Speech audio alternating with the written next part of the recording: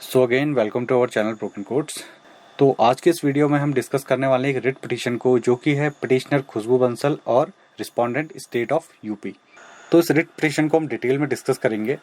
तो सबसे पहले देखते हैं कि ये केस नंबर है 23305। 2019 में ये केस किया गया था। पिटिशनर है खुशबू बंसल और रिस्पोंडेंट है इसमें state of UP.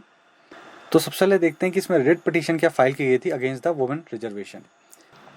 So petitioner has challenged the cutoff list contained in Annexure 7 to the writ petition to the extent to which petitioner has been treated as general candidate and declared failed in result of preliminary examination of UP combined state upper subordinate services।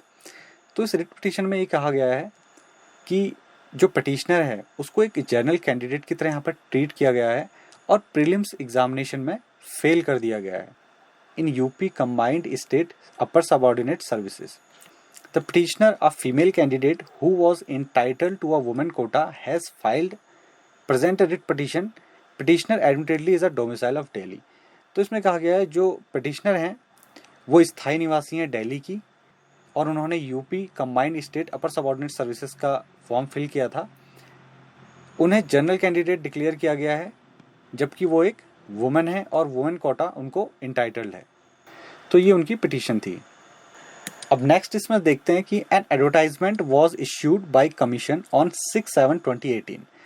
तो advertisement में क्या क्या बातें थी इसको यहाँ पर declare किया गया है। The advertisement as per the government order dated 9/1/2007 provided women reservation only to domicile of state of UP and not to women of other state. तो यहाँ पर उन्होंने कहा कि एडवर्टाइजमेंट में ये कहा गया है कि जो गवर्नमेंट ऑर्डर है जो यूपी गवर्नमेंट ने पास किया है 9/1/2007 को, उसमें जो वुमेन रिजर्वेशन है वो सिर्फ उन वुमेन्स के लिए है जो उत्तर प्रदेश की स्थायी निवासी हैं और अदर स्टेट की वुमेन के लिए ये रिजर्वेशन नहीं है। The set government order was under challenge. तो इस गवर्नमेंट ऑर्डर को पहले भी चैलेंज किया गया था इन रिट ए, जिसका नंबर है 11039। ये 2018 की रिट है। Vipin Kumar Maurya and others versus state of UP. तो इन्होंने बोला कि ये दोनों मैटर जो हैं, जो केस नंबर 11039 है और जो प्रेजेंट केस है, ये दोनों कनेक्टेड मैटर्स हैं। This set writ petition was allowed by judgment and order dated 16/1/2019 and clause 4 of the government order dated 9/1/2007 to the extent is restricted benefit of reservation to women domicile of state of UP alone. तो इन्होंने यहाँ पर ये बोला कि जो government order है और इसमें एक जजमेंट आया है इस गवर्नमेंट ऑर्डर के क्लॉज 4 के अगेंस्ट कि जो रिजर्वेशन ऑफ वुमेन है इन यूपी, ये सिर्फ यूपी की वुमेन तक ही लिमिटेड है, was declared ultra vires beyond the power. इसको बोला गया है कोर्ट ने, ये एक लैटिन वर्ड है, कोर्ट की वोकैबुलरी है, to article 16(2) and article 16(3) of the constitution of India. इनका मतलब यह है कि ये जो गवर्नमेंट ऑर्डर है ये कॉन्स्टिट्यूशन के आर्टिकल 16 के क्लॉज नंबर 2 और 3 को वायलेट करता है। तो यह है article 16 equality of opportunity in matters of public employment, और यह है इसका clause number 2 and clause number 3। No citizen shall on ground only of religion, race, caste, sex, descent, place of birth, residence of any of them be ineligible for or discriminated against in respect or any employment or office under the state. तो इसको उन्होंने बोला कि ये 16(2) को violate करता है government order, और सेकंड क्लॉज नंबर 3 को भी वायलेट करता है, जो कि nothing in this article shall prevent Parliament from making any law prescribing in regard to a class or classes of employment or appointment to an office under the government of or any local or other authority within a state or union territory any requirement as to residence within the state or union territory prior to such employment or appointment।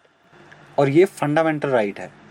फिर उन्होंने कहा the result is declared on 3/3/2019। The select list is declared without taking into consideration the aforesaid judgement of this court whereby the government order to extend of reservation for women stand modified. तो उन्होंने ये बोला कि जो result declare किया गया है उसमें जो पुराना केस है Vivek Kumar Maurya and others versus state of UP, उस जजमेंट को यहाँ पर कंसिडर नहीं किया गया है। तो इसके बाद नंबर 5 में यहाँ पर रिस्पोंडेंट मीन्स कमीशन यहाँ पर रिप्लाई करता है और एडमिट करता है द अफॉरसेड फैक्चुअल प्रोपोजिशन। तो उसके बाद उत्तर प्रदेश स्टेट कमीशन ने इस फैक्ट को एक्सेप्ट किया और सारी ऑल ओवर इंडिया की वुमेन्स को इसका बेनिफिट मिला। नंबर 6 में यहाँ पर मेंशन है learned counsel for the petitioner strongly places reliance upon paragraph 62 of the aforesaid judgment dated 6/1/2019। तो ये विवेक कुमार मौर्य वाला जजमेंट था। तो इसका पैराग्राफ 62 यहाँ पर कोई होगा जिस पर ये बोला गया है, जो ये केस है ये इस पैराग्राफ 62 पर स्ट्रांगली डिपेंड करता है। which has also considered the said aspect of matter and also held that once a provision is declared ultra vires, the same is treated to be void ab initio।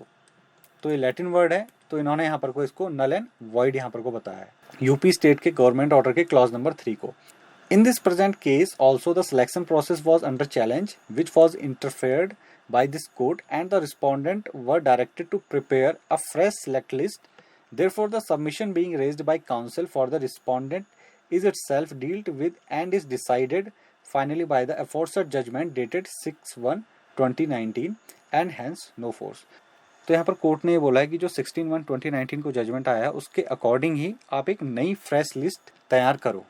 It means यहाँ पर जो women reservation वाला benefit है वो all over India की women's को मिलना चाहिए, ना कि सिर्फ उत्तर प्रदेश की वुमेन्स को। ओके, तो ये ऑर्डर आया था 30/9/2019 को और विवेक चौधरी इसमें जस्टिस थे। तो इलाहाबाद हाई कोर्ट की लखनऊ बेंच का डिसीजन था। ये काफ़ी स्ट्रॉन्ग रेफरेंस और एक सपोर्टिंग डॉक्यूमेंट है इस केस के लिए, जो उत्तराखंड पीसीएस में 30% रिजर्वेशन है फॉर उत्तराखंड वुमेन, कि ये सारी जो ऑल ओवर इंडिया की वुमेन्स हैं उनके लिए एप्लीकेबल हो। आई होप ये वीडियो आपको इन्फॉर्मेटिव लगा होगा। तो मिलते हैं नेक्स्ट वीडियो में, तब तक के लिए गुड बाय।